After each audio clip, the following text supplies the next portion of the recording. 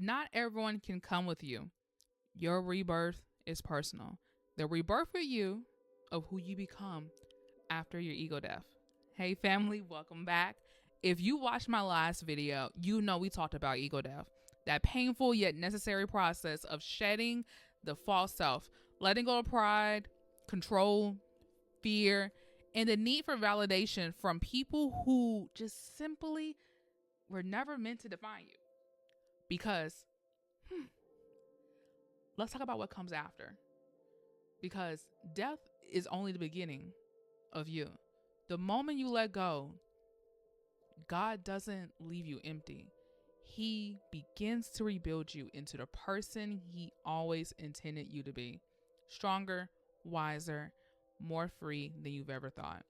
And at this stage, the rebirth stage, is where most people get lost, because in this space, you're no longer who you were, but you're not fully who you're becoming yet either. And it's uncommon, it's unfamiliar, it's sacred. And within this moment is where your real transformation begins. All right. Now we're going to go into phases. So I feel like, this is a great time for you guys to start taking notes and whatnot, because we're going through, I want to say like 3 or 4 phases during this rebirth period. And I'm going to break all these down. So phase 1, the emptiness before rebirth. If you're in this phase, you might feel lost. You might feel like you don't even recognize yourself anymore. The things that used to excite you don't. Geo, stop it. This is my cat, y'all. Stop it. And guess what? We got our handy dandy. Geo, look at that. You see that? Your friend's right here. Thank you. Now, let's go back into it. The things that used to excite you don't. The people who used to feel like home feel distant. The goals that you once were obsessed over suddenly don't seem as important. And guess what? That is okay. God is pruning you, removing everything that is not meant for you.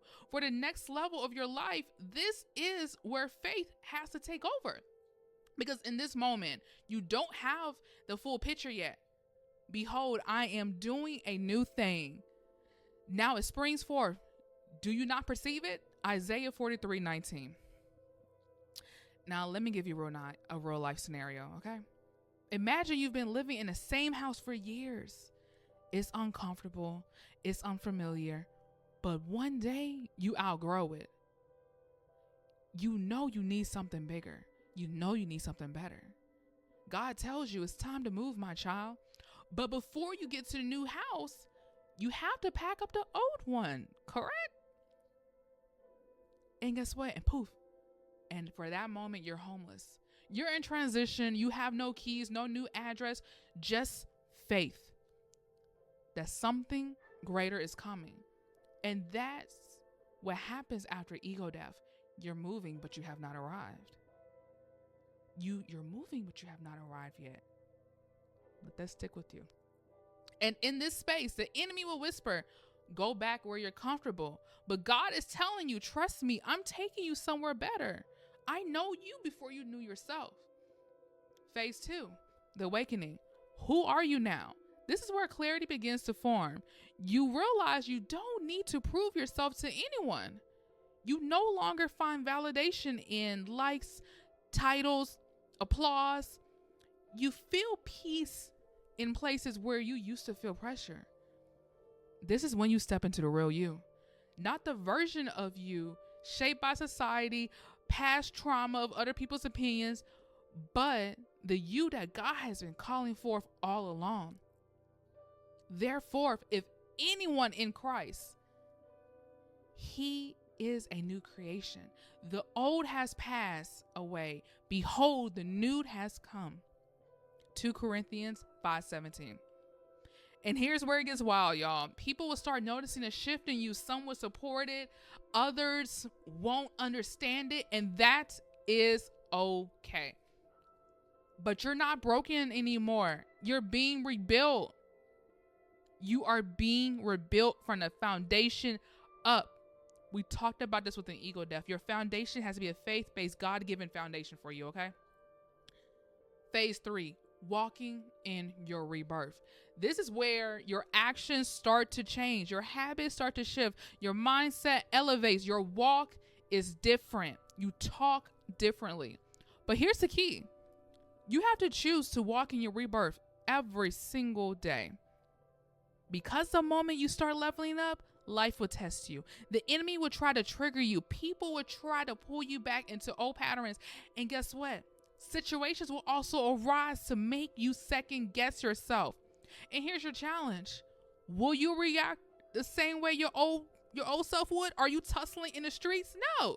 Or will you respond as the new creation God is forming? Rebirth is not about feeling different. It's about being different. It's about prioritizing peace over people pleasing, choosing purpose over popularity, finding joy in obedience to God, even when it's uncomfortable, protecting your energy and not entertaining things that pull you backwards, letting your actions reflect the transformation inside of you. I have been crucified with Christ. It is no longer I who live, but Christ who lives in me. Galatians 2:20.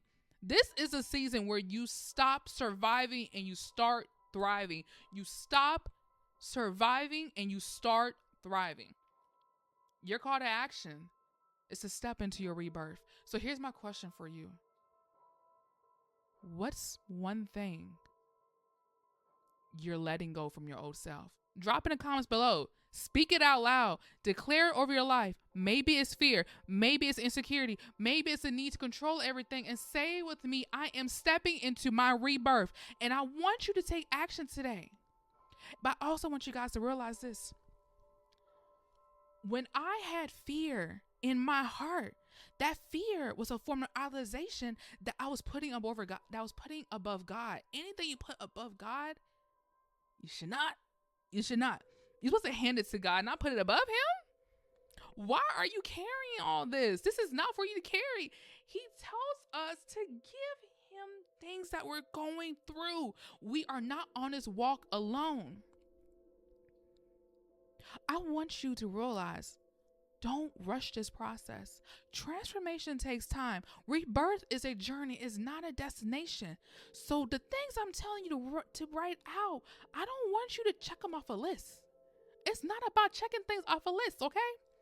But I promise you this, if you keep moving forward, if you keep trusting God, if you keep allowing yourself to be reshaped, you will wake up one day and realize you are exactly where God intended you to be. Because true growth starts with God. I want to say thank you so much, everyone who's been on this journey with me. It's been amazing. If you didn't know, or if you came from my other platform, I have a platform called Bible Girl Meets. We are close to 600,000 members on Facebook, and it is amazing over there. I am so happy that you guys are here. I'm so happy to share this with you guys. And I feel like this is my first time really speaking, just life in general. And I am just so happy for the support. And I share this with someone that you feel like who needs this. Subscribe. And guess what? We are on Apple and Spotify.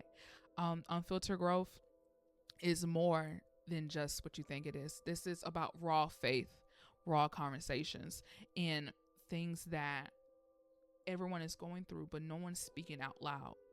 That's why I started this, everything with ego death. And I want to call this a series, but this is not a series. I feel like God set me up.